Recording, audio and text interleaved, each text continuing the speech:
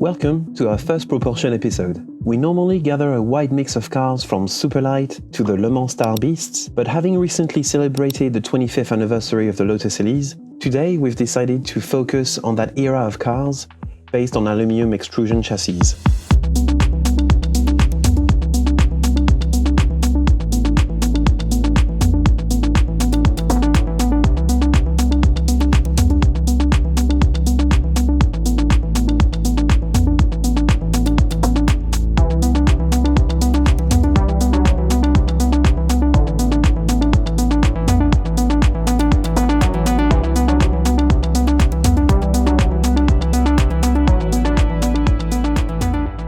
When Lotus created the Elise, it completely turned around the company and became an icon.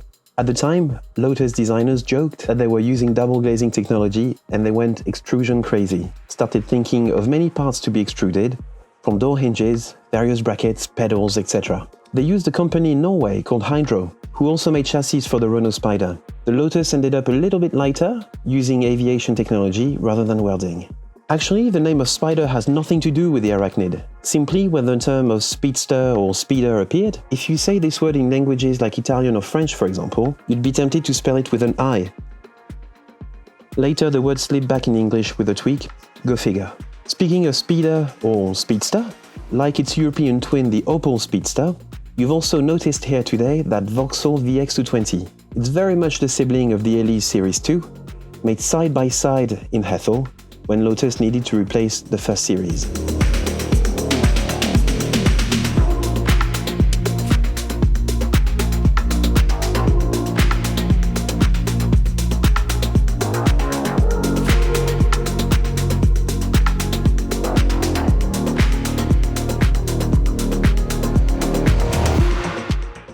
Most of these cars here today are around the 150 brake horsepower mark, except of course this mighty Exige with its supercharged V6. These days 150 bhp doesn't sound like much, but with a weight under 900 kilos, it's just a lot of fun. That's right.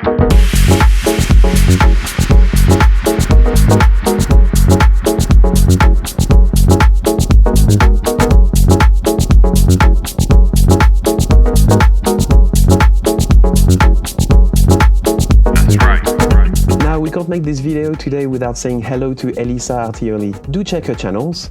As you know, Elisa is the granddaughter of the chairman of Lotus at the time and inspired him to name the car after her. How cool! Hello Elisa! Of course, if we're talking about aluminium chassis, we could also include an Alpine, a GT40, but don't worry, we've got that covered for future videos. To conclude, Lotus, Renault, Vauxhall, you wouldn't necessarily associate these brands together, but these cars all have one major thing in common, focusing on the driver and the all-important fun of driving. Forget the total lack of practicality, the driving position is really great, the steering is very talkative, the nose is sharp and pointy, it all feels like a baby race car. And with the motto fun at 50, when Lotus designed the Elise, it's true that you don't need to do silly speed to enjoy the experience. I'd like to thank the members of Propulsion who joined me today, in front and behind the camera. I hope you enjoyed this video, subscribe for more, and thank you for watching. We'll leave you now with more footage from today. See you soon!